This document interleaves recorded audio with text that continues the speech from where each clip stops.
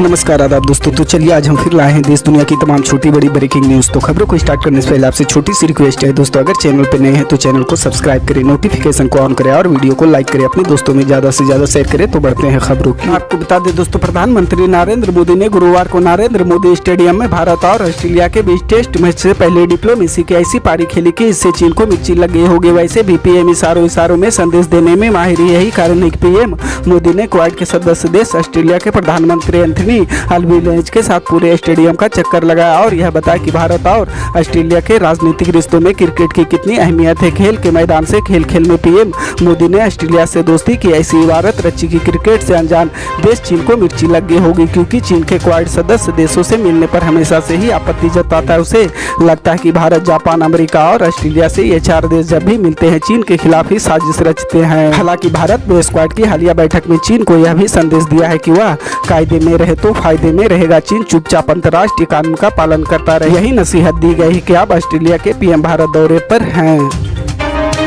मुंबई में अब संपत्ति के मालिक को किराएदार का वेरिफिकेशन करवाना जरूरी है। मुंबई पुलिस ने इसे लेकर एडवाइजरी जारी की है। मुंबई पुलिस ने इस आदेश में कहा है कि अगर आप अपनी कोई संपत्ति किराए पर दे रहे हैं तो उसकी सारी डिटेल देनी होगी। ये आदेश 8 मार्च से लागू हो गया और 60 दिनों के भीतर सभी संपत्ति मालिकों को किराएदारों की डिटेल पुलिस को देनी होगी। ऐसा नहीं करने पर कानूनी कार्रवाई की जाएगी। एक अधिकारी ने न्यूज एजेंसी को बताया कि इसका मकसद रिहायशी इलाकों में असामाजिक तत्वों को छिपाने से रोकना है। मुंबई पुलिस का ये आदेश लैंडलॉर्ड, संपत्ति मालिक और प्रॉपर्टी के कारोबार से जुड़े लोगों के लिए। इसमें कहा गया है कि अगर संपत्ति या मकान के किराए पर दिया जाता है तो किराएदार की सारी डिटेल पोर्टल पर देनी होगी।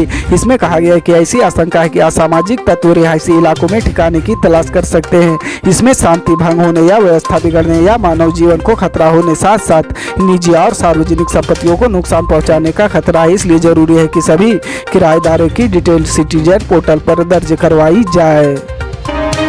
दिल्ली के अरविंद केजरीवाल की सरकार के 2 नए मंत्रियों का शपथ ग्रहण कार्यक्रम गुरुवार को राजभवन में आयोजित हुआ। सौरभ भारद्वाज और आतिशी ने राजभवन में मंत्री पद की शपथ ग्रहण की। इस मौके पर दिल्ली के मुख्यमंत्री और उनकी कैबिनेट के अन्य सदस्य भी मौजूद थे। आतिशी दिल्ली की नई शिक्षा मंत्री होंगी। शिक्षा के अलावा ऊर्जा और पर्यटन विभाग भी संभालेगी। दूसरी ओर सौरभ भारद्वाज दिल्ली के नए स्वास्थ्य मंत्री होंगे। वे स्वास्थ्य, शहरी विकास, पानी और उद्योग विभाग भी संभालेंगे। बता दें कि सौरभ भारद्वाज अरविंद केजरीवाल की 49 दिन की पहली सरकार में ट्रांसपोर्ट मंत्री रह चुके। दूसरी ओर आतिशी एजुकेशन सेक्टर में सिसोदिया की सलाहकार रही है। दिल्ली को अब नया उप मुख्यमंत्री मिलने की संभावना नहीं है, जो पहले मनीष सिसोदिया के पास था। गौरतलब है कि राष्ट्रपति द्रौपदी मुर्मू ने मंगलवार को दिल्ली के मुख्यमंत्री अरविंद केजरीवाल की सिफारिश पर सौरभ भारद्वाज और आतिशी को दिल्ली की कैबिनेट मंत्री नियुक्त किया था। इससे पहले राष्ट्रपति ने आपकी सरकार के स्वास्थ्य मंत्री रहे सत्येंद्र जैन और डिप्टी सीएम रहे मनीष सिसोदिया का इस्तीफा मंजूर कर लिया था। दिल्ली शराब घोटाले में मुख्यमंत्री चंद्रशेखर राव की बेटी कविता का नाम भी सामने आया है। ईडी ने इस केस में उन्हें भी एक आरोपी माना है और 11 मार्च को उन्हें सुनवाई में शामिल होना है। लेकिन उस सुनवाई में शामिल होने से पहले कविता ने ईडी पर कई तरह के सवाल दागे। उन्होंने आरोप लगाया कि कई रिपोर्ट को जानबूझकर मीडिया में लीक किया जा रहा है। आज तक से बात करते हुए इस विवाद पर कविता ने विस्तार से बात की। कविता ने कहा, अगर ईडी के पास कोई सबूत है तो कोर्ट में मिले। ये मीडिया ड्रामा क्यों किया जाता है? हर बार कोई रिपोर्ट लीक कर दी जाती है। अगर सबूत है तो कर लो गिरफ्तार। कविता ने ये आरोप तो ईडी पर लगाया है। जिस मामले में उन्हें फंसाया जा रहा है उस पर भी उन्होंने अपनी सफाई दी, जोर देकर कहा कि असल में बीजेपी को उनसे नहीं, उनके पिता और तेलंगाना के मुख्यमंत्री चंद्रशेखर राव से परेशानी है। कांग्रेस ने देश में बढ़ती महंगाई और गैस सिलेंडर, पेट्रोल और डीजल की कीमतों में वृद्धि के खिलाफ गुरुवार को यहां जबरदस्त विरोध प्रदर्शन किया। हैदराबाद जिला कांग्रेस कमेटी के अध्यक्ष समीर वलीउल्लाह के नेतृत्व में कांग्रेस नेताओं ने आज यहां खाली एलपीजी सिलेंडरों को आग के हवाले करते हुए जुलूस निकाला। महिला कांग्रेस चार मीनार प्रभारी एडवोकेट मुजीबुल्लाह शरीफ, पुराना पुल डिवीजन प्रभारी असलम शरीफ, दबीरपुरा प्रभारी दिलावर हुसैन यूसुफ, दानिश सुरेश बाबू, दिनेश चंद्रशेखर, हैदराबाद अध्यक्ष तहसीना सुल्ताना सहित अन्य नेता बेलगाम महंगाई विरोध प्रदर्शन में शामिल हुए। केरल के कोची शहर में कचरा प्लांट में भड़की आग 7 दिन बाद भी अपना असर दिखा रही। यहाँ ब्रह्मपुर इलाके में 2 मार्च को आग लगी थी और जलते हुए कचरे से निकल रहा धुआं जहरीला हो गया, जिसकी वजह से लोगों को सांस लेने में दिक्कत हो रही। धुएं की वजह से आंखों में जलन हो रही है। एक स्थानीय ने बताया कि यह कभी धान का खेत था। आग से हालात काबू में है, लेकिन कोचिया और आसपास के इलाकों का आसमान धुएं से ढका हुआ है। धुएं की जलन और तेज गंध से निपटना मुश्किल हो रहा है। जहरीले धुएं से बचने के लिए मास्क का सहारा ले रहे। बताते चले कि ब्रह्मपुर में रहने वाले लोग हर साल कुछ ऐसे ही हालात से जूझते हैं। हैं, लेकिन इस बार ज़्यादा समय तक कचरे का धुआं और उसकी तीव्रता ने जीना मुश्किल कर दिया। बरहमपुर में वेस्ट प्लांट के इस इलाके में मुख्य रूप से इंफो पार्क के IT पेशेवरों के अपार्टमेंट देखने को मिले। यहाँ दमकल कर्मी और पुलिस कार्रवाई के लिए कमर कस चुकी है।